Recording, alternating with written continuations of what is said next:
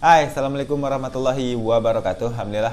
Hari ini saya pengen cerita tentang spine atau tingkat kekakuan atau kelenturan daripada sebuah saf.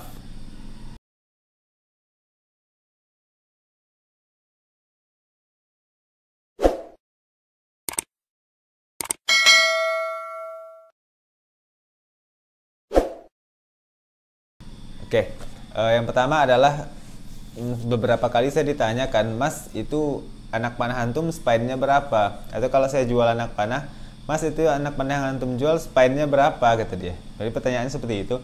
Untuk teman-teman yang belum tahu, spine itu tingkat gini lah, kekakuan saf ini atau tingkat kelenturannya ini. Jadi kalau kita di panahan modern, di panahan recurve, compound, itu kalau anak panah karbon atau anak panah alloy, aluminium, anak panah pabrikan lah, itu rata-rata mereka memang menuliskan, jadi menerangkan spine daripada sebuah anak panah, spine-nya 400, spine-nya 500, spine-nya 700. Karena memang untuk busur-busur modern itu ditentukan, busur sekian lbs, spine-nya cocok sekian, busur sekian, spine-nya cocok sekian, tingkat kekakuannya sekian. Pertama saya pengen terangkan terlebih dahulu, kalau secara manual gimana sih cara mengukur spine. Dulu saya punya ini alat spine tester manual saya dulu. Ini ada diagramnya, ini bisa dicek di Google, ini ada. Ini manual ya. Jadi nanti anak panah akan kita letakkan di sini. Lalu kita akan memberi berat timbangan seberat 2 lbs. Kemudian jarumnya akan bergerak sesuai dengan angka-angka yang tertera di situ. Oke, baik. Untuk mengecek kekakuan atau kelenturan daripada sebuah saf. Alat ini dahulunya itu pernah saya uji lah. Saya punya teman atlet kompon. Saya pinjam beberapa anak panah dia. Jadi saya pinjam beberapa dia punya anak panah yang spine-nya sudah tertera, sudah tertulis di situ.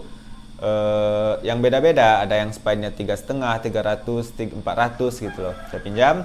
Saya cek dengan spine tester ini dan ya alhamdulillah akurat. Jadi itu untuk menentukan, waktu itu saya ragu ini spine tester benar akurat atau enggak gitu loh. Jadi saya pinjam, saya tes dengan spine tester ini anak panah teman itu dan akurat. Ya kurang lebih sedikit betul dari yang tertera di saf tadi. Oke, berikutnya adalah lalu bagaimana dengan anak panah tradisional? Apakah saya mengukur? Saya pribadi tidak mengukur spine daripada anak panah yang saya buat. Saya hanya fokus bermain di berat saja atau di GPP, grind per pound saja. Kenapa? Ada beberapa alasan. Yang pertama adalah untuk saf tradisional, khususnya anak panah yang berbahan sedikit agak murah, semacam spruce seperti ini atau ramin yang umum saya gunakan, itu akan kesulitan teman-teman. Jika kita mencari spine yang cocok dengan busur, kita tidak akan temukan berat yang cocok. Jadi kalau spine-nya cocok, beratnya pasti berlebih gitu loh. Atau beratnya cocok, spine-nya nggak cocok. Jadi di antara dua perkara ini, untuk anak panah yang berbahan sedikit lebih murah atau bambu mungkin itu yang murah-murah lah ya, itu kita tidak bisa menemukan spine yang cocok sekaligus dengan berat yang cocok. Itu susah sekali. Kita mesti mengalah salah satunya. Kalau nggak beratnya yang kita cari, kalau nggak spine-nya saja yang kita cari.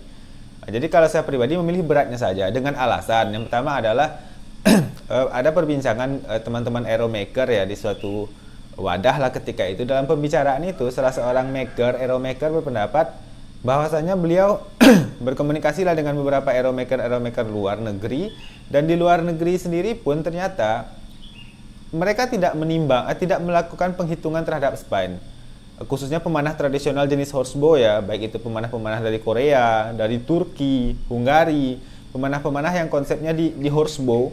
Itu rata-rata mereka yang turun-temurun, semisal Korea itu kan mereka menjadikan panahan sebagai budaya mereka. Jadi sudah turun-temurun dari zaman dahulu sampai hari ini.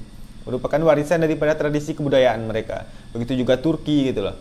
Jadi di sana tidak berlaku perhitungan spine. Kata beliau seperti itu, hanya dihitung berat. Jadi pertanyaannya apakah spine atau tingkat kekakuan ini penting untuk diukur? Jawabannya tentu penting. Tentu penting, tapi kembali ke yang semula tadi, karena saya tidak punya budget untuk membeli saf-saf yang lebih bagus, mungkin saf tradisional yang lebih mahal, sehingga salah satu harus mengalah. Kalau nggak main di berat saja, kalau nggak main di spine-nya saja. Kalau dicari sementara itu, kalau saya pribadi ketika membeli shaft, saya main di berat. Misalkan saya beli anak panah dengan berat ini spruce 22 gram. Di 22 gram itu saya seleksi manual saja, by feeling saja. Jadi ada feel yang not too bad, tidak terlalu buruk lah gitu kan. Jadi kelenturnya tidak terlalu buruk seperti itu.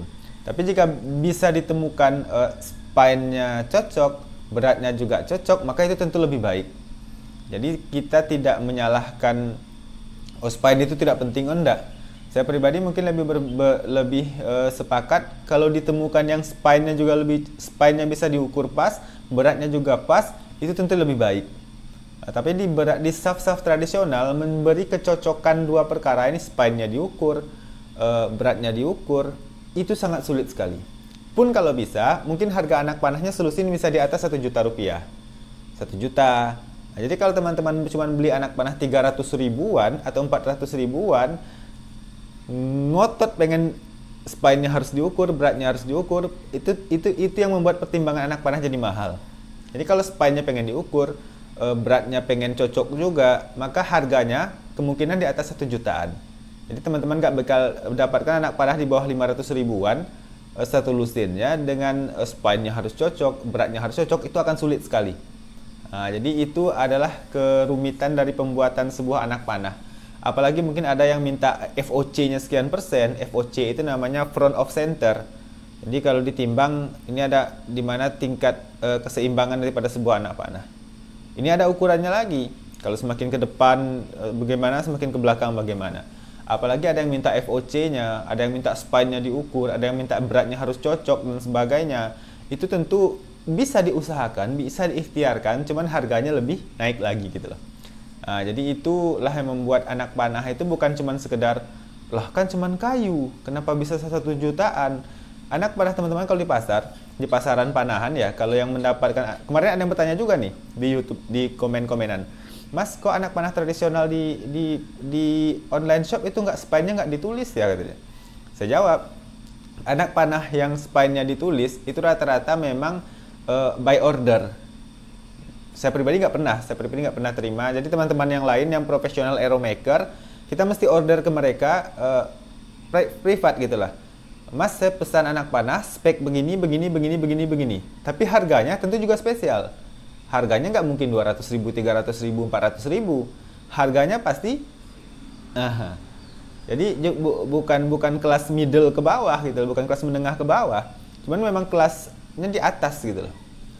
Bisa saja anak panah natural itu yang diukur spine, diukur berat, diukur FOC, tinggi fletchingnya berapa, ininya sekian, panjang sekian, dan sebagainya, berat poin berapa. Bisa saja di request seperti itu, cuman harganya juga lebih. Oke, jadi sekian dari saya tentang spine, tentang kekakuan dari sebuah anak panah.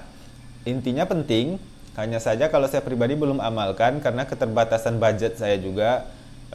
Keterbatasan itulah yang membuat saya harus memilih salah satu.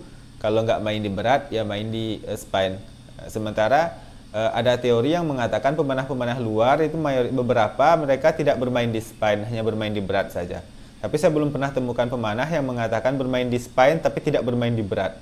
Jadi saya lebih memilih bermain di berat anak panah, bermain di GPP atau grain per pound ketimbang bermain di spine. Tapi kalau bisa ketemu keduanya, spine-nya cocok, GPP-nya juga cocok, itu tentu lebih top lagi. Oke, sekian dari saya, semoga bermanfaat. Assalamualaikum.